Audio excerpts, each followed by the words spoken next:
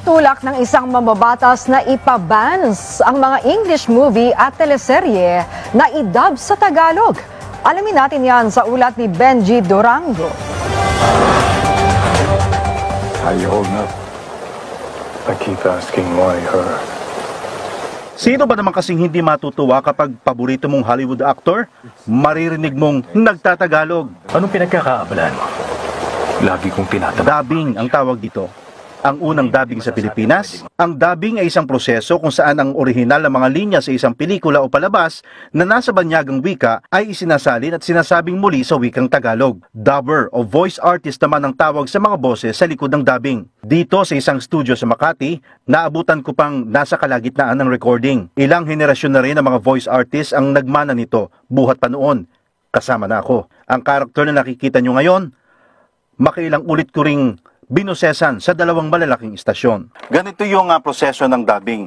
Meron kang script, and then yung script, babasahin mo yan. Ito yung mikropono, ito naman yung video. Diyan lalabas yung mukha at buka ng bibig ng character mo. So kapag binasa mo yung script, shoot yun dun sa buka ng bibig ng character at marirecord yun. Nasa 500 pesos pataas ang bayad sa kada episode ng isang programa kada isang tao. Sa kabila ng di kalakihang kita, ang dubbing ay isa ng industriya. Marami ang binuhay na pamilya at pinag-aral na mga bata. Sila na ang pinakabatang henerasyon ng dubbing.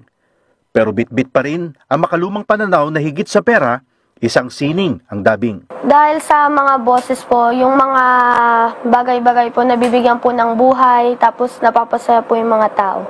Pero ang kakarampot na kita, namimiligro pa ngayong mawala.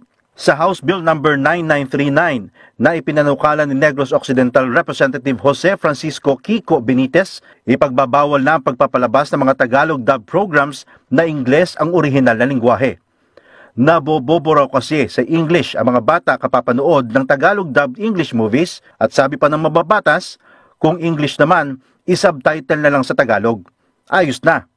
Kapag naisabatas, ang sinumang lalabag, papatawan ng multang 50,000 hanggang 100,000 at kulong na hanggang 6 na buwan. Si Choi, isang producer at dubbing director. Tinawag siyang voice master.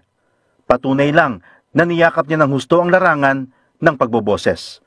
Para sa kanya, dagok sa industriya ang panukalang batas na ito.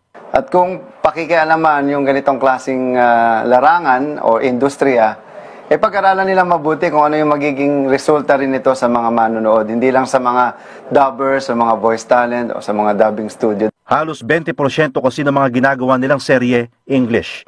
At kung may sasabatas ang panukala, 20% rin na matatapyas sa kakarampot na nga lang nilang kita. Wala naman kasing kaugnayan kung yung mga dubbers mawalan ng trabaho o yung mga bata kung mamili sila kung Tagalog o English.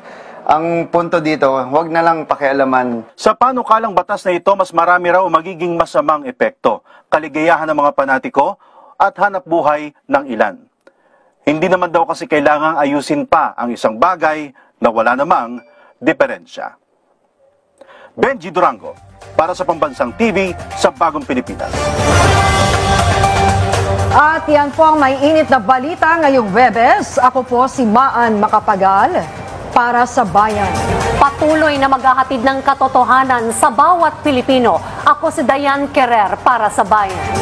Hanggang bukas, ako po si Aljo Bendio ng inyong Pambansang TV sa Bagong Pilipinas!